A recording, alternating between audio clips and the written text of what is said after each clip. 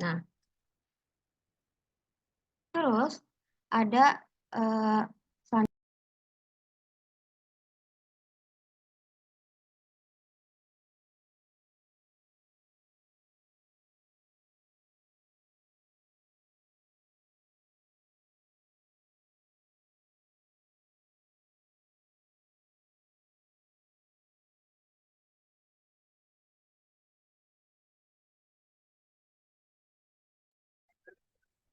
Ada kendala kah?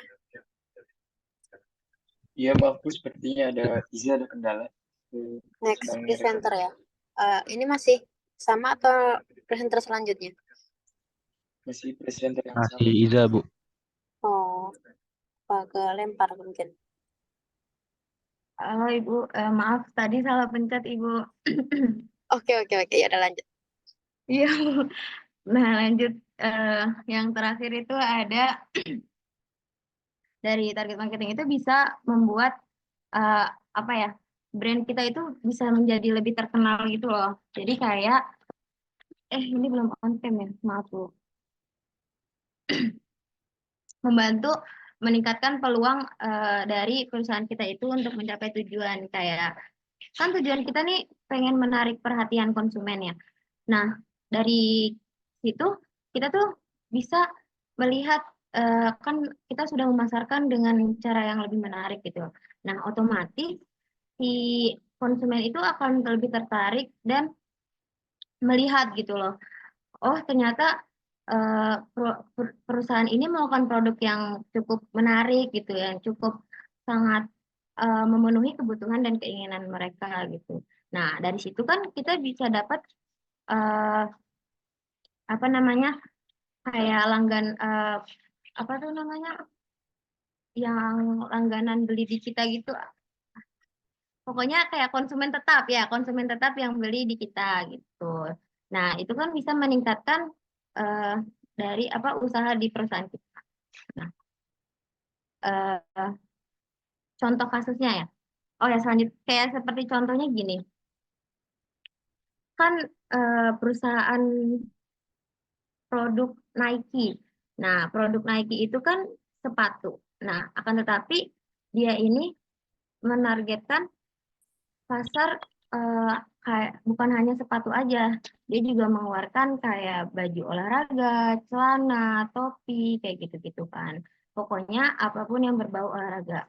Nah, di sini tuh mereka terfokus untuk para atlet-atlet olahraga yang bukan cuma lari aja. Di sini tuh ada kayak modelannya Nike Air Jordan. Nah, di situ kan eh, keluaran Nike yang dirancang khusus untuk sepatu basket gitu. Nah, buat larinya ada Nike Air Max gitu. Jadi eh, kita ini perusahaan itu mengeluarkan suatu produk yang sama, akan tetapi bisa eh, membuat satu hal yang lebih menarik gitu loh.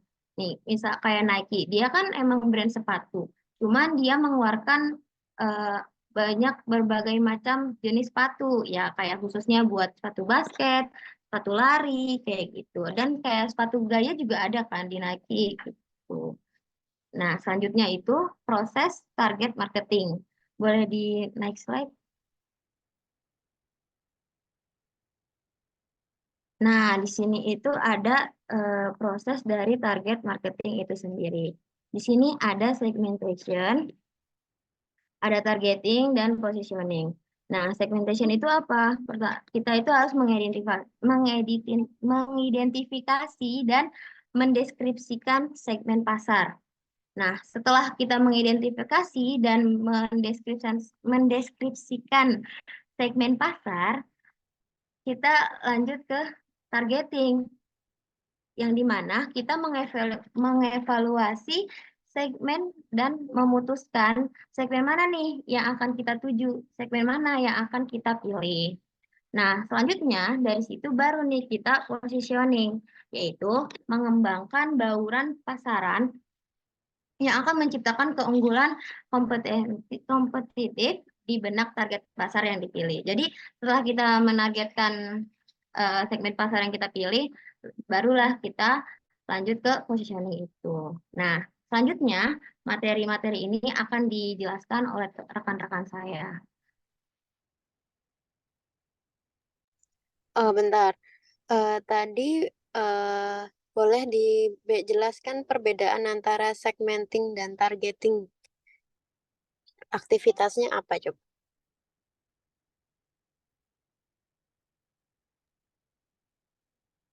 Ya, boleh di next, boleh di slide sebelumnya. Hmm.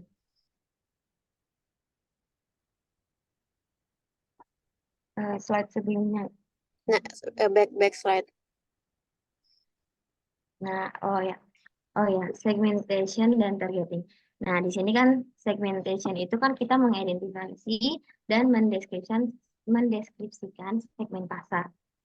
Maksudnya apa? Jadi pertama-tama itu kita harus kayak ini loh, mencari tahu atau meriset pasar dulu nih. Apa sih yang diinginkan oleh konsumen? Apa sih yang dibutuhkan oleh konsumen gitu loh. Supaya kedepannya produk kita ini laku gitu kan. Nah, dari segmenting itu baru nih setelah kita tahu apa sih yang dibutuhkan oleh konsumen, baru kita mulai targeting. Oh, ternyata yang dibutuhkan konsumen A gitu loh.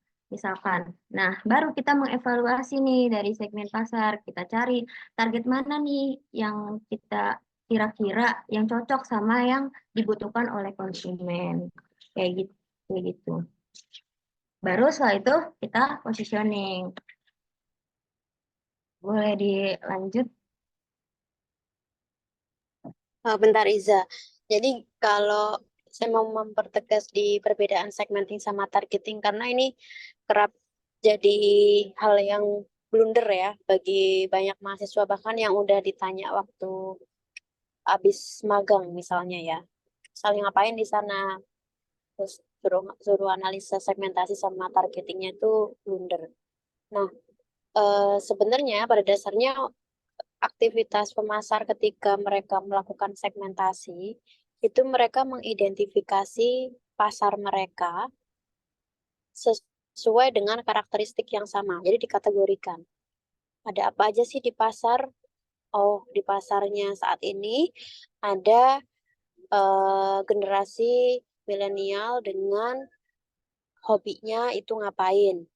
Ada yang generasi milenial hobinya B, misalnya gitu. Jadi di proses segmentasi ini, pemasar itu coba untuk mengidentifikasi karakter yang sama di masyarakat itu dijadiin satu, dikelompok-kelompokin. Gitu. Nah, di dalam targeting, itu pemasar memilih tuh dari yang sudah dikelompokkan tadi, ada kelompok A, kelompok B, milenial yang sifatnya A, kebiasaannya A, sama milenial yang kebiasaannya B, itu mana nih yang paling cocok sama produk yang mau ditawarkan ke masyarakat. Nah, itu targeting. Gitu ya. Itu ya, Iza dan juga teman-teman yang lain. Jadi jelas beda antara proses segmentasi sama targeting. Kalau targeting itu udah membidik, udah memilih dari kelompok-kelompok yang sudah dikelompokkan sebelumnya. Kalau apa namanya segmenting itu baru mengklasifikasikan gitu. Oke, silahkan dilanjutkan, Zan. Baik, terima kasih Ibu.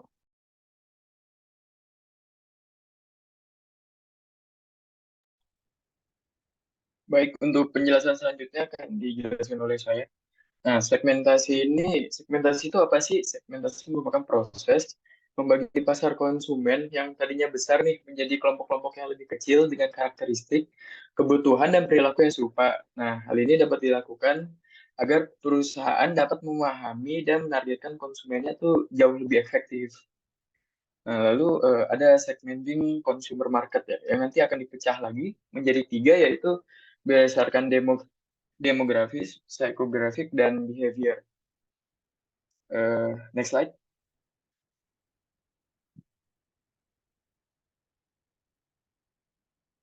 Boleh next slide, Ziza? Oke, yang pertama nih saya akan menjelaskan segmentasi berdasarkan geografis ya. Nah, yang pertama nih segmentasi berdasarkan geografis usia. Nah, segmentasi ini merupakan strategi pemasaran yang membagi pasarnya berdasarkan usia konsumen. Nah, untuk contoh kasusnya tuh seperti mungkin brand mainan yang bernama Lego ya. Nah, di Lego ini dia tuh ada 3 tingkatan. Yang pertama tuh kalau nggak salah ada yang namanya jenisnya tuh Duplo. Nah, Duplo ini Lego bisa dibilang untuk usia anak balita ya, yang dimana ukuran Legonya ini eh, 5 kali lipat lebih besar, yang dimana itu menjadikan lebih aman untuk anak-anak. Lalu yang kedua ada yang ukuran reguler yang biasa dimainkan oleh anak usia 6 tahun ke atas. Dan yang satunya lagi itu Lego mechanical, yang dimana ini cocok untuk usia remaja dan orang dewasa. Karena di Lego mechanical ini jauh lebih lebih kompleks ya, sehingga cocok untuk usia remaja dan dewasa. Nah, selanjutnya ini ada segmentasi berdasarkan demografis gender. Strategi pemasaran ini membagi berdasarkan jenis kelamin konsumen. Nah, hal ini dilakukan dengan mengelompokkan konsumen itu menjadi dua kategori utama, yaitu pria dan wanita. Nah, langsung untuk contoh kasusnya nih mungkin bisa dilihat dari brand motor Yamaha ya. Balik lagi ke sekitar tahun 2008 atau 2009 tuh Yamaha sempat mengeluarkan salah satu motor metiknya yang bernama Yamaha Mio ya. Di saat itu kan awalnya tuh mereka cuma punya satu jenis dan bisa dibilang tuh kalau yang mengendarai motor itu kebanyakan wanita karena bentuknya dan dari semuanya lah itu cocoknya mungkin untuk wanita ya. Sehingga Yamaha nih merilis satu Mio tapi dengan bentuk yang berbeda yang jauh lebih sporty sehingga mungkin untuk di kalangan pria ini lebih tertarik untuk membeli produk tersebut karena sebelumnya kan Mio ini identik dengan motor untuk ibu-ibu belanja ke pasar atau untuk mengantarkan anaknya ke sekolah. Boleh next slide, Ziza? Oke.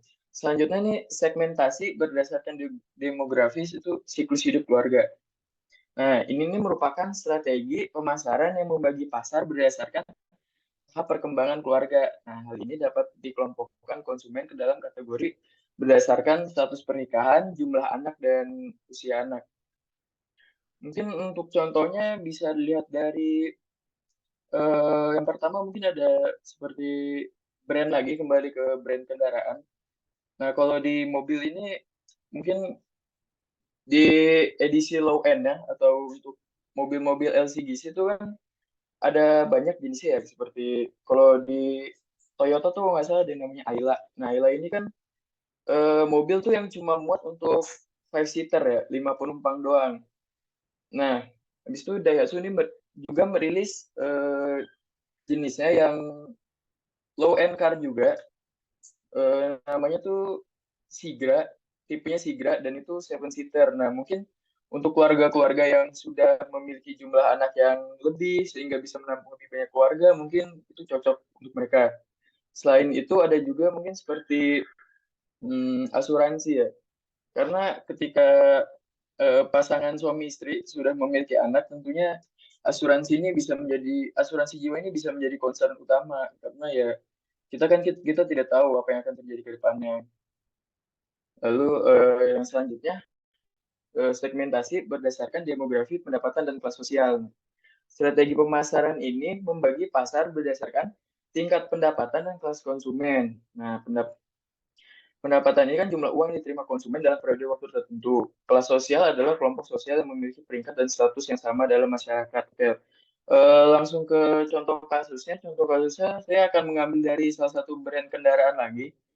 Hmm, untuk di Toyota kembali ya. Mungkin Toyota ini kan mereka membagi kelas-kelas kendaraannya ya, dari yang LCGC, kelas menengah sampai kelas-kelas mobil-mobil high end.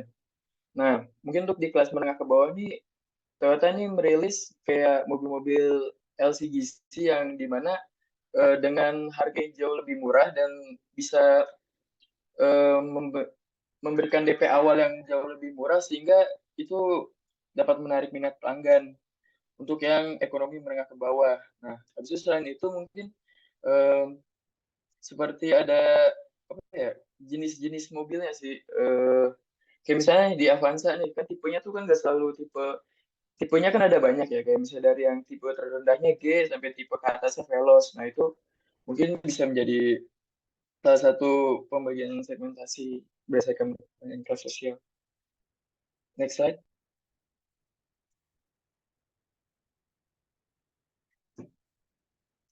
Slide selanjutnya, Ziza.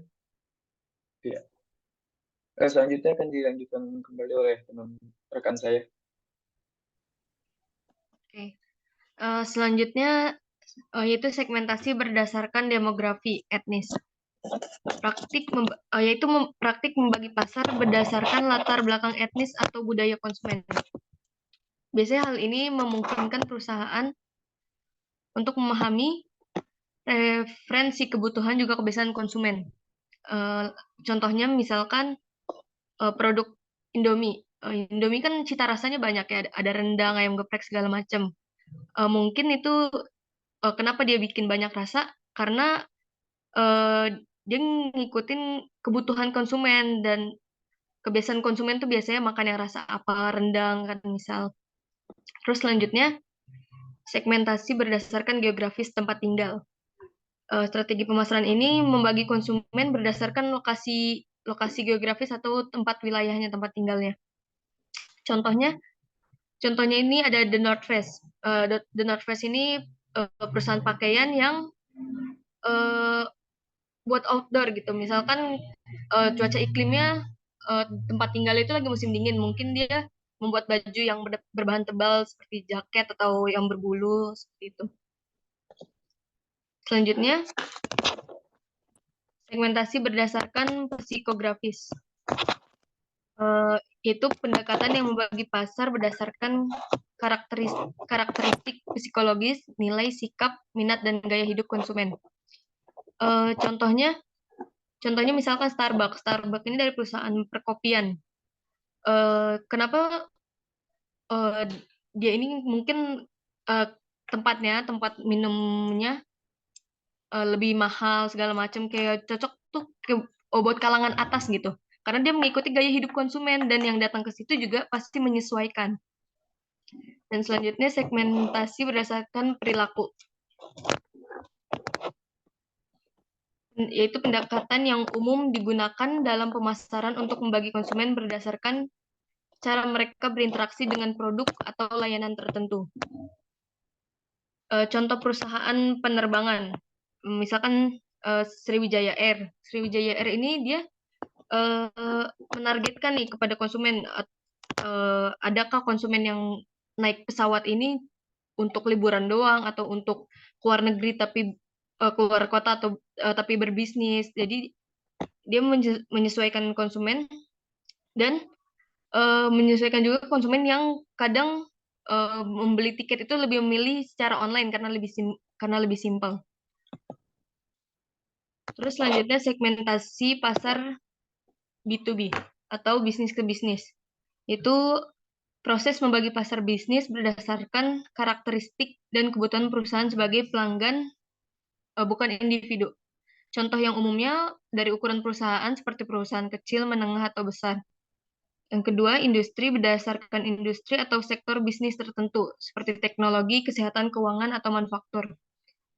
Yang ketiga, lokasi geografis. Yang keempat, siklus pembelian berdasarkan tahapan siklus pembelian seperti prospek, pelanggan baru, atau pelanggan setia. Selanjutnya akan dilanjutkan oleh rekan saya.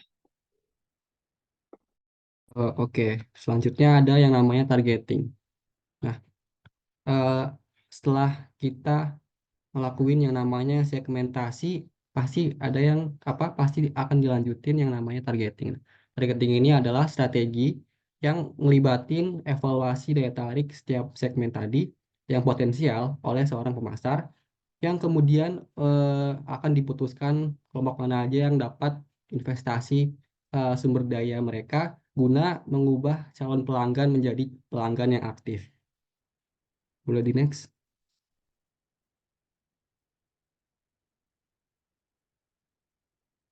Boleh di next? Dalam targeting sendiri ada 3 fase atau 3 proses, teman-teman. Nah, yang pertama ada mengevaluasi segmen pasar.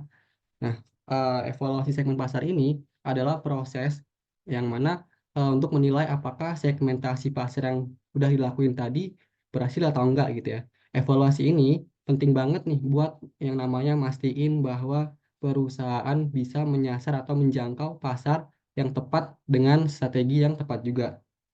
Nah, dalam evaluasi segmen pasar ini ada beberapa persyaratan yang harus dipenuhi. Yang pertama, apakah orang-orang di segmen tertentu punya kesamaan satu sama lain dalam hal kebutuhan dan keinginan produknya, dan juga sekaligus berbeda dengan konsumen di segmen lain. Nah, konsumen kita kan mungkin misalnya terlihat sama-sama cewek ya, tapi kebutuhan dan keinginan mereka terhadap suatu produk bisa juga bisa berbeda. Nah, jadi segmentasi ini berguna buat mengenali perbedaan tadi gitu.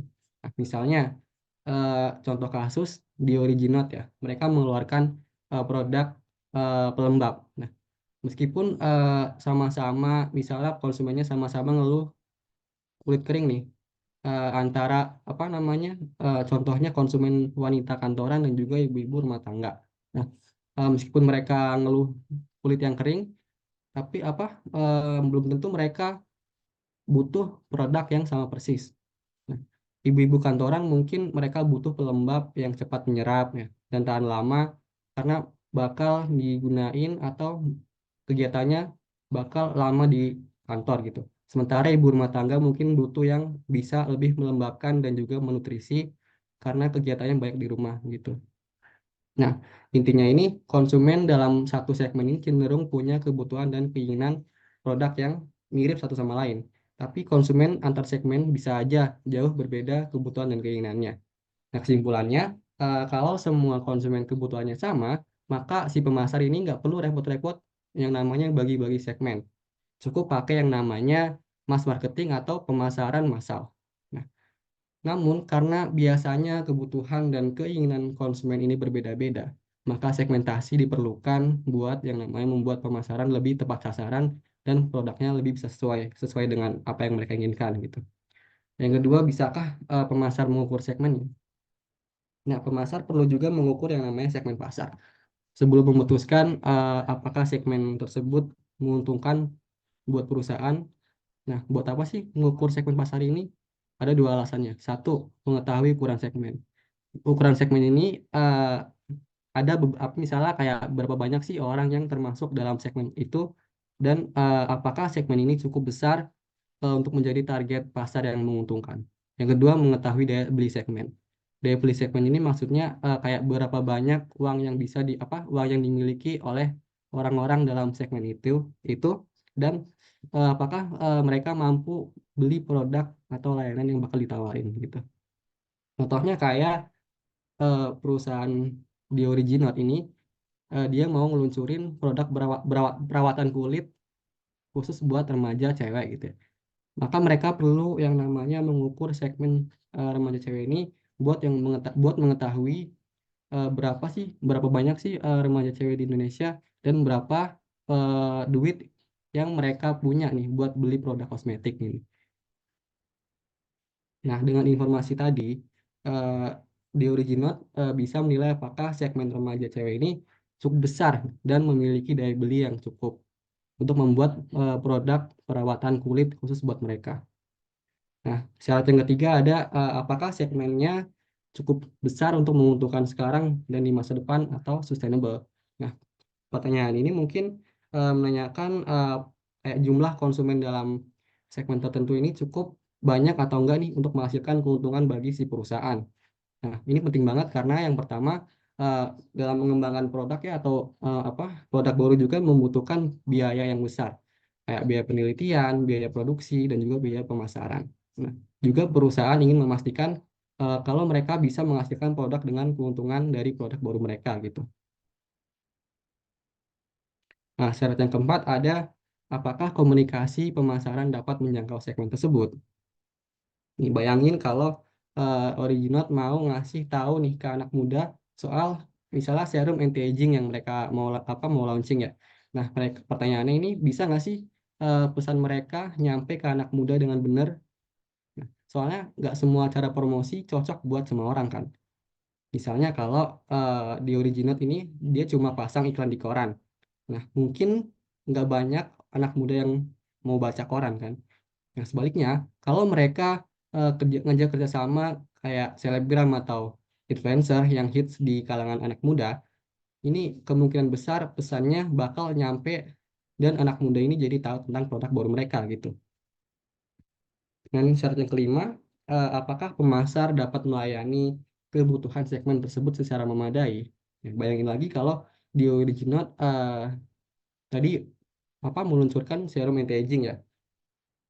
Nah, eh, bisa nggak sih di original ini membuat serum anti-aging yang disukai semua orang? Nah, jawabannya mungkin enggak ya. Karena kenapa? Karena orang-orang pasti memiliki kebutuhan dan keinginan yang berbeda dalam perawatan kulit gitu. Nah, beberapa orang juga menginginkan serum yang efektif untuk misalnya mengurangi kerutan. Ada juga yang menginginkan serum yang aman untuk kulit sensitif. Dan juga mereka mungkin juga menginginkan serum yang terjangkau, sementara produk-produk lain sementara konsumen lain bersedia membayar lebih untuk bahan-bahan yang premium gitu. Lalu apa sih yang dilakukan oleh di Originate ini? Nah, di Originate ini mereka harus tahu apa yang diinginkan konsumen. Mereka dapat melakukan hal ini dengan yang pertama melakukan riset pasar dengan mempelajari demografis, kayak psikografis, dan perilaku konsumen yang berminat pada serum ini. Yang kedua, mengembangkan produk atau layanan. Mereka harus bisa menawarkan serum anti-aging yang sesuai dengan kebutuhan dan keinginan pelanggan. Yang ketiga, menentukan strategi komunikasi. Menyebarkan informasi ini dengan cara yang menarik bagi para konsumen agar konsumen tertarik gitu. Nah, yang keempat, membangun hubungan dengan pelanggan. Ini kayak melibatkan konsumen ini dalam proses pengembangan produk dan mendengarkan masukan-masukan dari mereka gitu. Fase yang kedua ada develop segment profile atau mengembangkan profil segmen. Nah, mengembangkan profil segmen ini adalah proses mengidentifikasi dan mendeskripsikan kelompok-kelompok pelanggan yang berbeda di dalam pasar kita. Kayak misalnya profil ini membantu kita memahami kebutuhan, keinginan, dan perilaku dari masing-masing segmen hingga kita bisa mengembangkan strategi pemasaran yang lebih efektif gitu. Contohnya di Original ini dia kan tadi mau yang namanya mengeluarkan serum anti-aging ya. Tapi mereka perlu tahu dulu nih siapa yang paling cocok dengan produk ini. Jadi mereka bakalan ngelakuin yang namanya survei buat memahami pembeli serum anti-aging tadi. Nah, mereka nemuin bahwa wanita usia 30 sampai 50 tahun dengan berbagai jenis kulit mencari serum anti-aging yang efektif, aman, dan juga affordable atau murah gitu ya. Mereka juga biasanya mencari-cari informasi tentang skincare ini di media sosial kayak TikTok, Instagram, ataupun klinik kecantikan gitu. Nah, dengan informasi ini, di Originate bisa nih melakukan target marketing dengan iklan di Instagram, di TikTok kepada wanita dengan usia tadi, dan juga mereka bisa mengembangkan produk serum anti-aging mereka dengan formula yang aman dan juga efektif nih buat berbagai jenis kulit.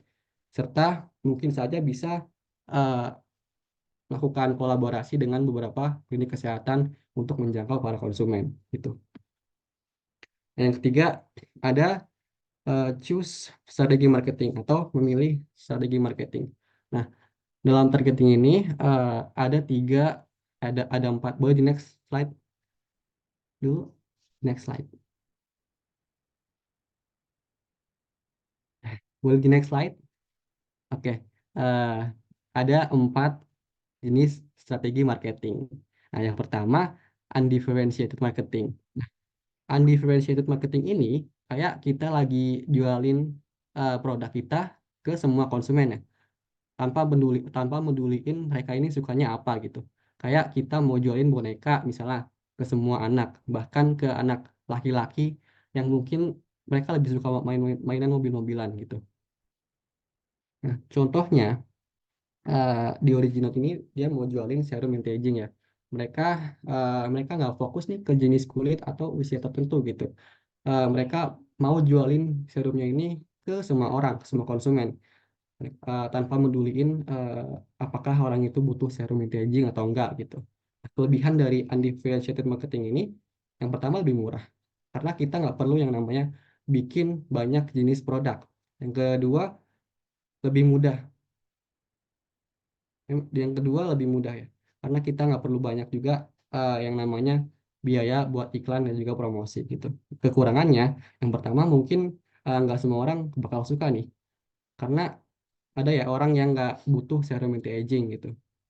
Yang kedua mungkin banyak pesaingnya, karena ada banyak brand lain juga yang bakal jualin serum anti-aging ke semua konsumen gitu. Undifferentiated marketing ini adalah paling mudah dan murah, tapi mungkin ini tidak efektif bagi si perusahaan gitu. Yang kedua ada differentiated marketing. Nah, bayangin kalau kita punya toko mainan deh. Nah, kita mau eh, semua anak di kota kita nih datang ke toko kita kan. Nah, differentiated marketing ini kayak kita jualin mainan yang berbeda ke anak-anak sesuai dengan apa yang mereka mau nih, apa yang mereka suka gitu. Kayak kita mau jualin boneka ke anak perempuan dan mobil-mobilan ke anak-anak cowok gitu ya. Nah, dalam strategi marketing ini berarti dia lebih apa namanya, lebih fokus kepada eh, kesukaan atau kebutuhan dan juga misalnya eh, usia deh, misalnya kayak contohnya di original. Nah, di original ini dia mau jualin misalnya pelembab ya. Pelembab ini mereka fokus ke jenis kulit dan juga usia-usia tertentu gitu. Kayak misalnya dia mau jualin ke misalnya dengan jenis kelamin wanita usianya dengan 30 sampai 40 tahun dengan jenis kulit kulit kering gitu. Ataupun juga misalnya pria dengan usia 50 sampai 60 tahun dengan kulit yang sensitif gitu. Nah, kelebihan dari strategi ini adalah yang pertama, lebih banyak pelanggan. Nah, karena kita bisa jadi apa jualin serum ini ke lebih banyak orang gitu. Yang kedua, lebih sedikit bersaing karena kita juga tidak banyak bersaing dengan brand lain karena kita fokus ke target market yang lebih kecil gitu. Tapi kekurangannya yang pertama, dia bakal lebih sulit karena kita perlu yang namanya bikin banyak jenis produk gitu. Dan juga lebih mahal karena kita juga perlu banyak biaya buat yang namanya iklan dan promosi di setiap jenis-jenis produk yang kita launching gitu ya. The differentiated marketing ini lebih sulit nih dan mahal daripada tadi. Tapi ini lebih efektif daripada undifferentiated marketing tadi gitu. Dan yang ketiga ada concentrated marketing. Nah, concentrated marketing ini kayak kita mau jualin mainan robot ya ke anak-anak, tapi anak-anak ini dengan kelas sosial tinggi nih atau kelas sosial atas ya, anak-anak orang kaya lah yang mampu membeli mainan ini. Nah, tapi kita nggak bakal fokus ke semua anak-anak di kota kita misalnya gitu. Contohnya lagi kayak balik lagi ke The Original ya. The Original ini mau jualin serum serum anti-aging mereka. Nah, serumnya ini mahal karena diformulasikan pakai bahan-bahan yang terbaik, premium, dan juga mungkin ini hasil dari kolaborasi dengan artis-artis gitu ya. Nah, di Original ini dia nggak bakal fokus ke semua orang, tapi mereka bakal jualin serumnya ini ke misalnya orang-orang kaya, misalnya wanita-wanita kaya dengan usia tertentu dan mereka yang ingin terlihat awet muda gitu.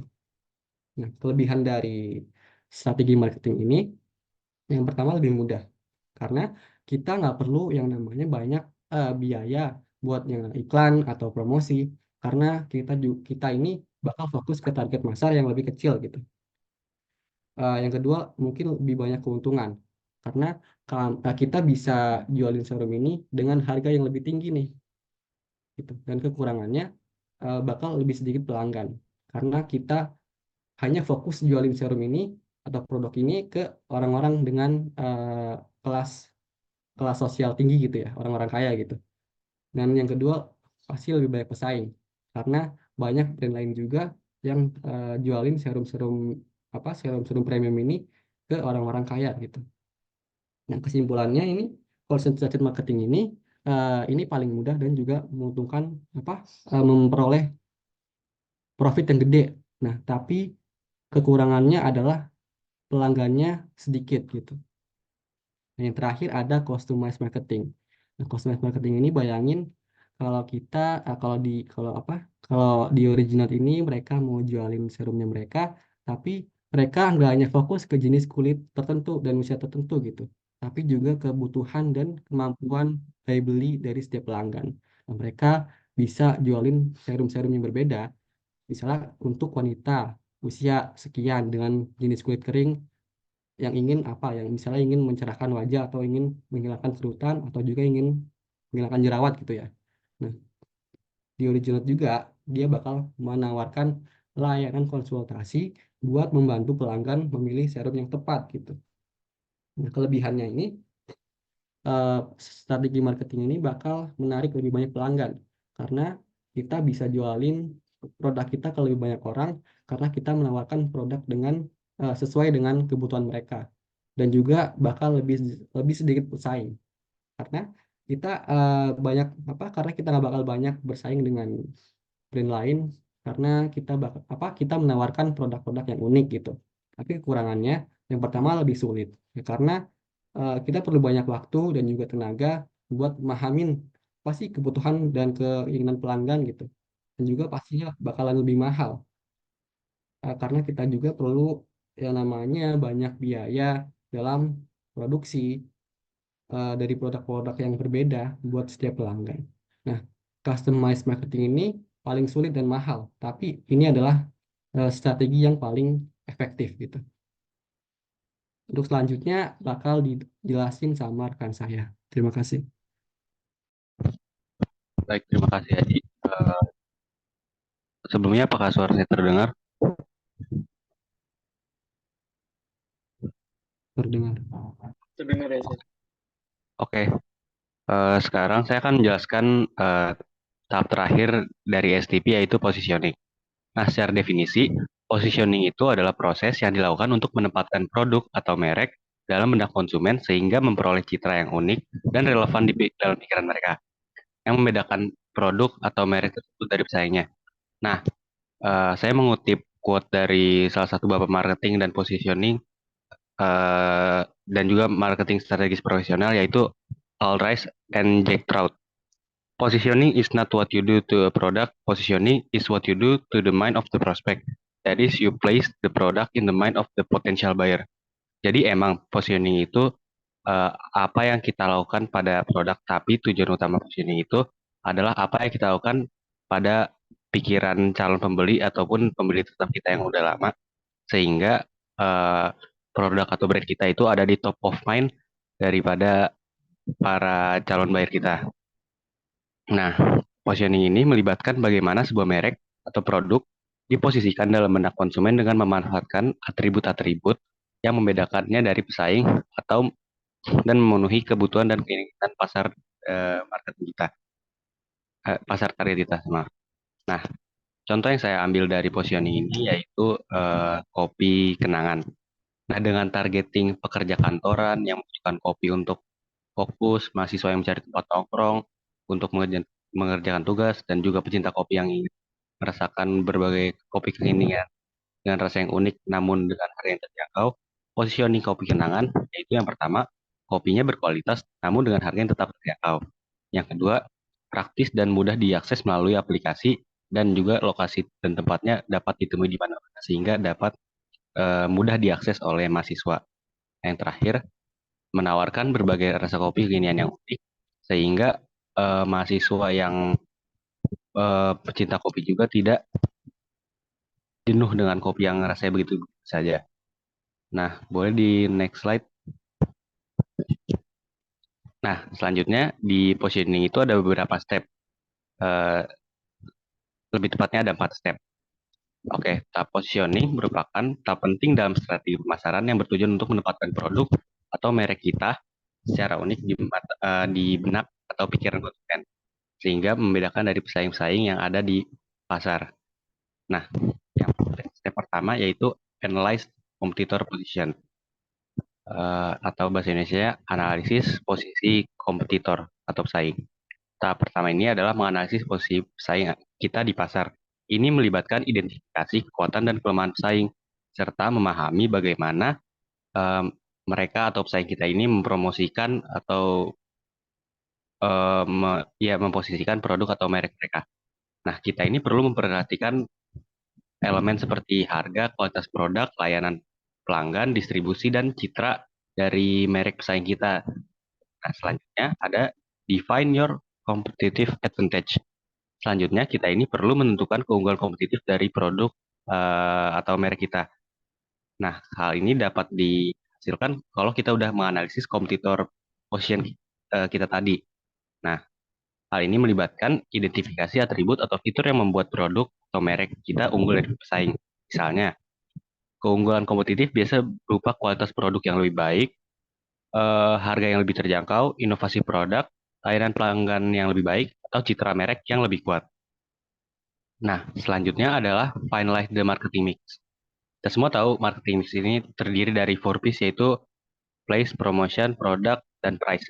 Nah, setelah kita menetapkan keunggulan kompetitif kita, langkah selanjutnya yang akan kita lakukan adalah merumuskan marketing mix yang sesuai. Nah, hal ini mencakup penentuan produk atau pelayanan yang akan ditawarkan, penetapan harga, distribusi tempat, dan promosi.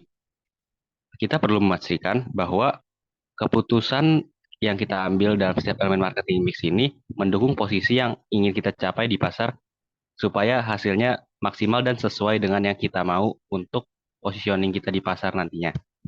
Nah, step terakhir ini agak berbeda karena step ini muncul setelah kita melakukan peluncuran produk. Setelah kita melakukan 3 step tadi, kita kan akan meluncurkan produk. Nah, setelah itu baru ada step keempat, yaitu evaluate, response, and modify as needed.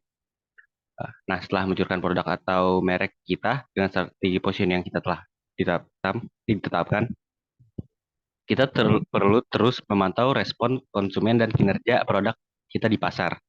Nah, hal ini termasuk melacak penjualan, mengumpulkan feedback dari pelanggan, dan menganalisis data pasar yang kita punya.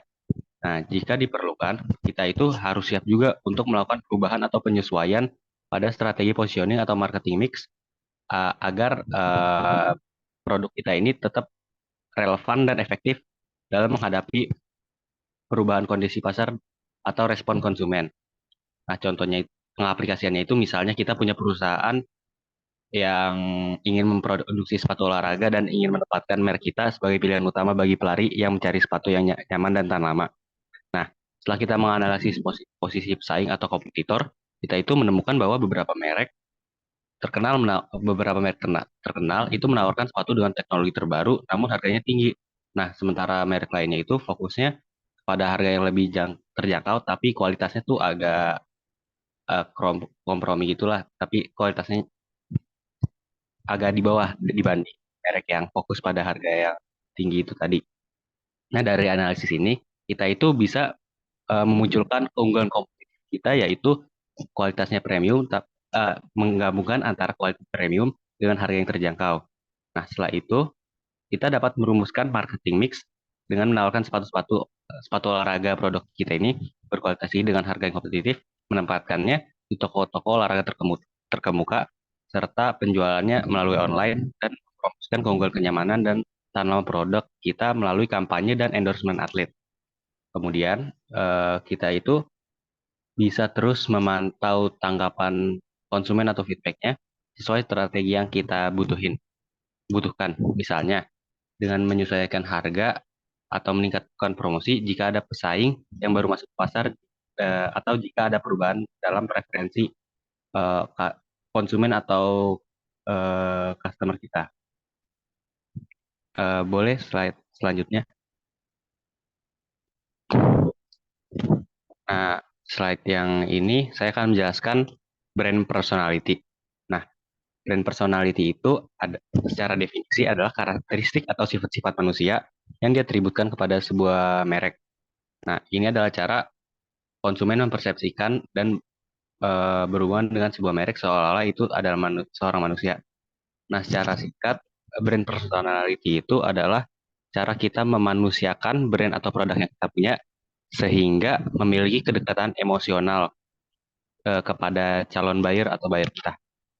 Nah, sifat-sifat ini mencakup karakteristik seperti kegembiraan, kompetensi, kecanggihan, ketangguhan, dan lain-lain.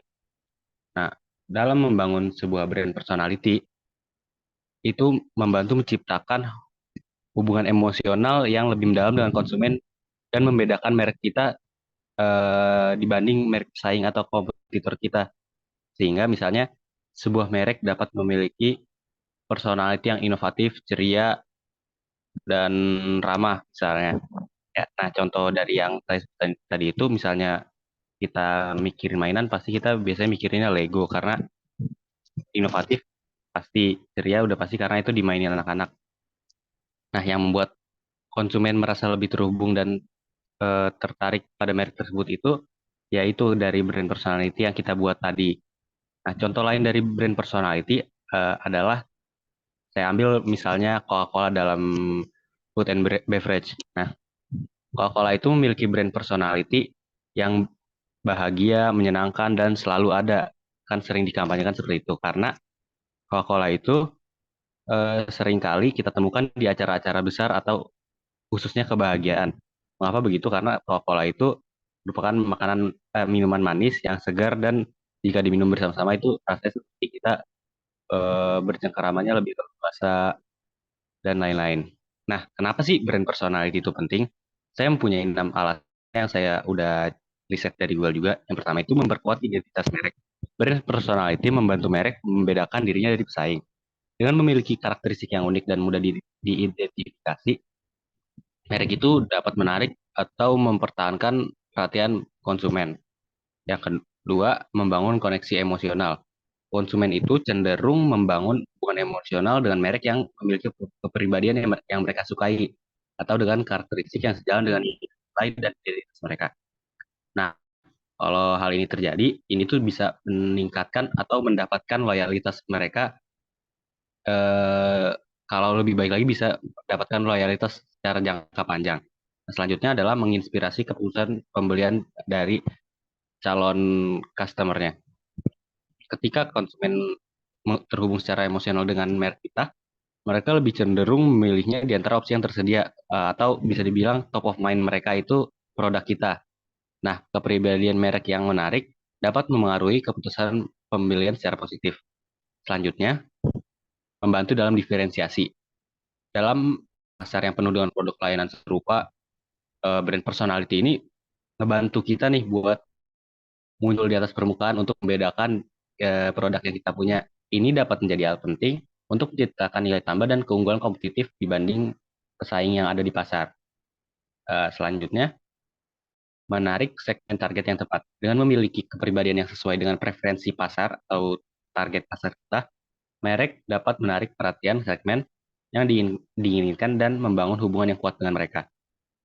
Ya, selanjutnya, atau yang terakhir, memperkuat kesetiaan merek atau produk.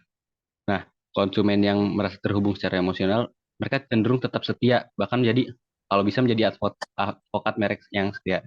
Seluruhan brand personality adalah komponen penting dari strategi merek yang efektif untuk membantu merek kita atau produk kita menonjol atau muncul ke permukaan sehingga ya, intinya itu dapat menarik kesetiaan konsumen atau menjadi top of mind dari konsumen ketika mereka memikirkan suatu produk atau barang.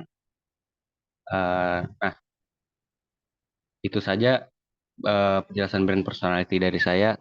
Selanjutnya saya kembalikan kepada moderator. Terima kasih.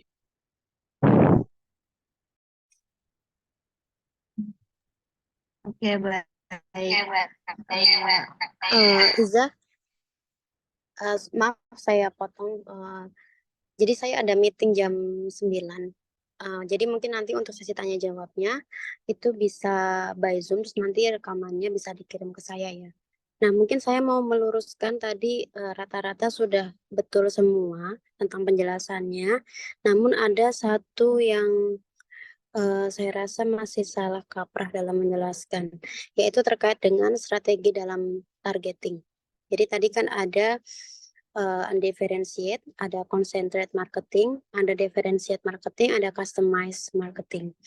Nah, tidak lazim bahwa satu brand itu melakukan ke semua strategi ini. Biasanya satu brand itu memilih salah satu, Nah, tadi yang disampaikan sama Alwan kalau nggak salah dia menyontohkan satu brand tapi dibuat di setiap strategi. Nah, sebenarnya apa yang dimaksud dengan undifferentiated marketing? Undifferentiated marketing itu adalah strategi ketika apa namanya pemasar itu memutuskan untuk mengambil seluruh target pasar yang ada. Jadi dia nggak milih-milih siapapun itu. Contoh Aqua. Aqua mau dia uangnya income-nya berapapun, mau dia ada di tingkat generasi manapun, dia minum Aqua. Ya, dia minum le mineral. Dia targetin ke semuanya. Jadi undifferentiated marketing itu contohnya itu. Kemudian ada differentiate marketing. Differentiate marketing itu ketika pemasar memilih beberapa. Ya, tadi kan kita udah belajar tentang target pasar itu ada macam-macam ya. Ada based on behavior, ada based on segmenting, ada based on behavior, ada based on demographic dan lain sebagainya. Nah, differentiate marketing itu pemasar mencoba untuk meramu beberapa target pasar tersebut sebagai target mereka. Ya, jadi misalnya kayak skincare tadi itu mentargetkan adalah ada skincare yang memang dia menargetkan untuk kelas menengah dan mungkin untuk kulit berjerawat. Nah, itu kan berarti ada beberapa target, ada beberapa segmen yang diambil. Ya, khusus laki-laki yang berjerawat yang punya income tinggi. Nah, itu berarti differentiate marketing. Pemasar mencoba untuk mengambil beberapa segmen sebagai target mereka. Kalau concentrate marketing, yaitu mengambil hanya satu segmen. Dia sangat spesifik sekali. Contohnya adalah Tropicana Slim. Dia hanya mengambil orang yang mau minum manis, konsumsi gula yang sehat, diabetes. Nah, dia Tropicana Slim contohnya. Kemudian yang terakhir adalah customized marketing. Customized marketing adalah segmen pemasar mengambil mengambil beberapa segmen yang mana memang bedanya dengan diferensiasi tadi. Kalau customize itu betul-betul di customize, hampir mungkin bisa dibilang mereka punya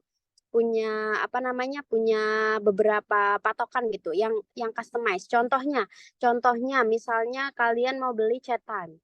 Chat Time itu kan dia punya mau ukuran yang less sugar, mau ukuran yang bobanya seperti apa, itu kan mereka punya ketentuan beberapa yang bisa kita pilih sebagai customernya. Ya, itu customize. Jadi setiap orang itu bisa berbeda. Kita sama pasangan kita pas datang ke Chat Time itu bisa berbeda. Walaupun sama-sama pesan satu minuman jenis yang sama, tapi dari sisi ice-nya, dari sisi gulanya itu bisa di customize. Itu customize marketing. Ya, saya rasa itu saja tadi yang perlu diluruskan. Kalau yang lainnya penjelasannya sudah sesuai dengan yang seharusnya. Sebelumnya mohon maaf karena jam 9 ini saya ada meeting. Jadi mohon untuk pertanyaan sesi tanya jawabnya bisa dilanjutkan di Zoom ya. Nanti bisa bisa dikirimkan ke saya link Zoom-nya, link rekamannya. Yang bagian sesi pertanyaan sesi tanya jawab aja. Oke. Thank you sebelumnya sudah hadir. Saya akhiri untuk presentasi dan pertemuan kita pada pagi hari ini. Saya tutup. Wassalamualaikum warahmatullahi wabarakatuh. Waalaikumsalam Waalaikumsalam warahmatullahi warahmatullahi wabarakatuh. Makasih Ibu. Ya. Makasih, Bu.